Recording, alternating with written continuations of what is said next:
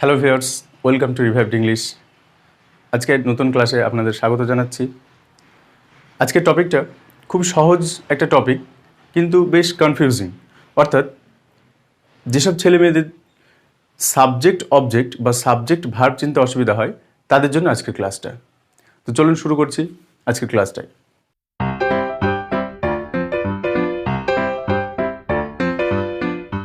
একটা সেন্টেন্সের মধ্যে দুটো পার্ট স্বাভাবিকভাবে থাকে।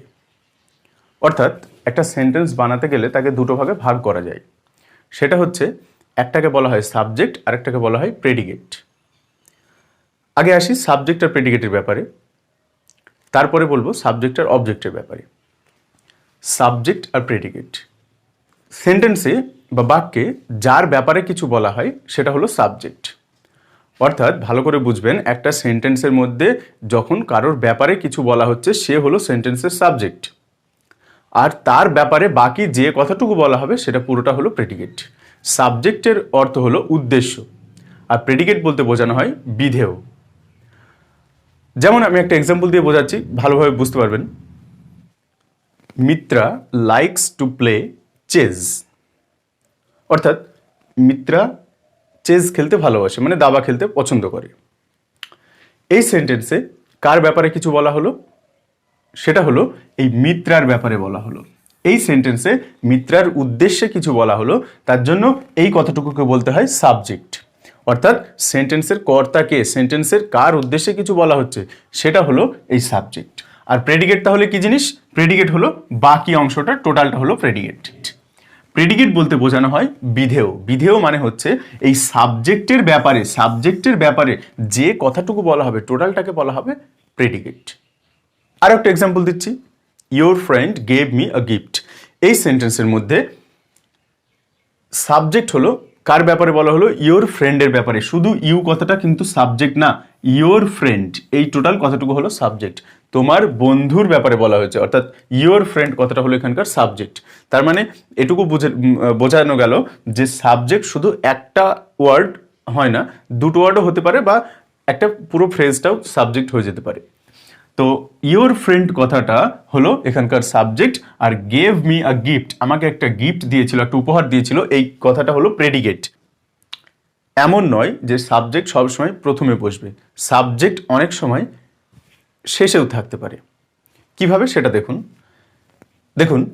In the middle of this forest lived a hermit.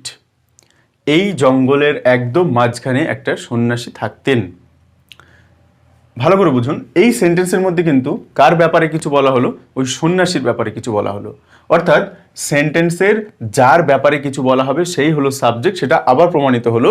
তাহলে in the middle of this forest lived এই কথাটা হলো আপনার প্রেডিকেট, আর আ হারমিট এই কথাটা হলো সাবজেক্ট। আর একটা এক্সাম্পল দেখুন এই সেন্টেন্সের মধ্যে লং লিভ ইন্ডিয়া, অর্থাৎ ইন্ডিয়া জিন্দাবাদ বা ভারতবর্ষ জিন্দাবাদ এই কথাটা বলা হচ্ছে। কার ব্যাপারে বলা হলো? সেই ইন্ডিয়ার ব্যাপারে। তাহলে ইন্ডিয়াটা শেষে থাকা সত্ত্বেও এখানে আবার হলো, এটা হলো সাবজেক্ট। আমি বোঝাতে চাইলাম সেন্টেন্সের মধ্যে সাবজেক্ট প্রথমেও থাকতে পারে, শেষেও থাকতে পারে। এই সেন্টেন্সে তাহলে এখান থেকে লিভড অংশটা হলো প্রেডিকেট, আর এখানে লং লিভ কথাটা হলো প্রেডিকেট। লাস্টের বা শেষের অংশটা হলো এখানকার সাবজেক্ট। কিছু কিছু সেন্টেন্স আছে যেগুলো সাবজেক্ট নেই, থাকে না, অর্থাৎ সাবজেক্টের খুব একটা প্রয়োজন হয় না। মানে সেন্টেন্সের সাবজেক্ট থাকে না বলা একরকমভাবে ভুল, সাবজেক্টটা উজ্জ্বল থাকে, সেখানে প্রকাশ করে না। যেমন ধরুন, ডোন্ট মুভ, নড়ো না বা নড়বেন না। এই কথাটা এখানে কাকে উদ্দেশ্য করে বলা হয়েছে সেটা কিন্তু এখানে উল্লেখ করা নেই। যদি ওটা বোঝা যাচ্ছে এই সেন্টেন্সের মধ্যে ইউকে বলা হয়েছে, অর্থাৎ তুমি বা আপনি বা তুই, সামনে যে ব্যক্তিটা আছে তাকেই বলা হচ্ছে। তার মানে এখানে এই যে ইউ কথাটা ছিল এখানকার সাবজেক্ট, যেটা এখানে উল্লেখ করা হয়নি।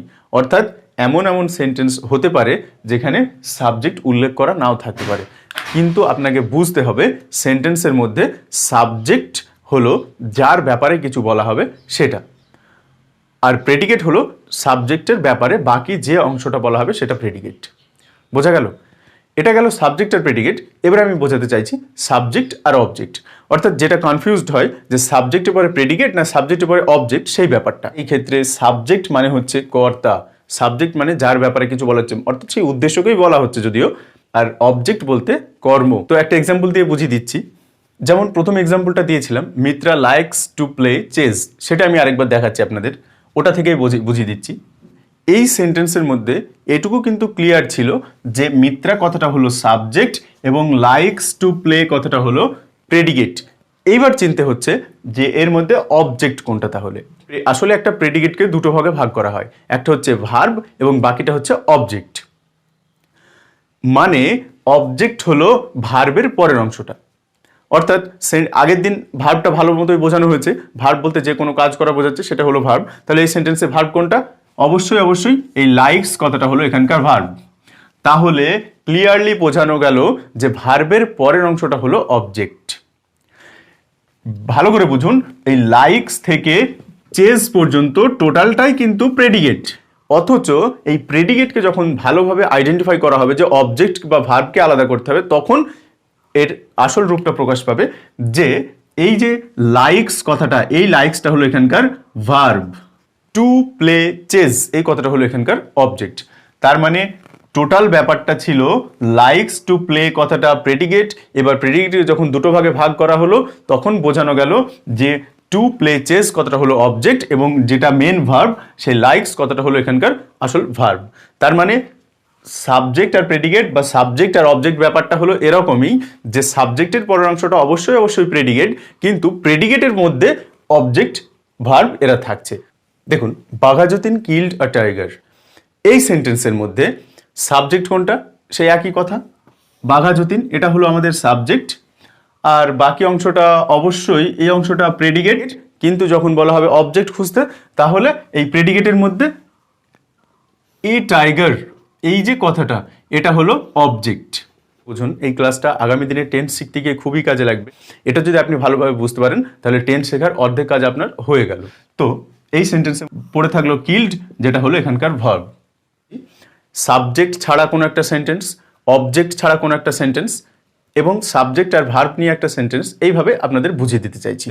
দ্য বেবি ক্রাইজ, এই সেন্টেন্সের মধ্যে দ্য বেবিটা হলো সাবজেক্ট এবং এই ক্রাইজ কথাটা হলো ভার্ব।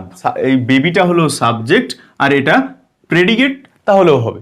কিন্তু আমি প্রেডিকেট তো আগেই বুঝিয়ে দিয়েছি, আর প্রেডিকেট আশা করছি আপনি বুঝতেও পেরেছেন। এবার ওর থেকে একটু লেভেল আপ করুন, যে সাবজেক্টের পরে এই অংশটা তো ভার্ব, এটা আপনি চিনে গেছেন। এরপরে যদি কিছু একটা থাকতো, সেই কথাটা হতো অবজেক্ট, কিন্তু এখানে অবজেক্ট ছাড়াই সেন্টেন্সটা খুব সুন্দরভাবে তৈরি হয়ে গেল। দ্য বেবি ক্রাইজ, শিশুটা কাঁদে।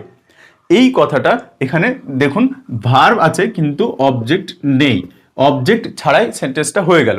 দেখুন, মেক কফি, কফি তৈরি করো বা কফি বানাও একটু, এই কথাটা এখানে দেখুন ভালো মতো দেওয়া আছে। মেক কথাটা হলো এখানকার ভার্ব, মেক কথাটা হলো এখানকার ভার্ব, আর এই কফি কথাটা হলো এখানকার অবজেক্ট। দেখুন, সাবজেক্ট নেই, সাবজেক্টটা মিসিং হয়ে গেছে।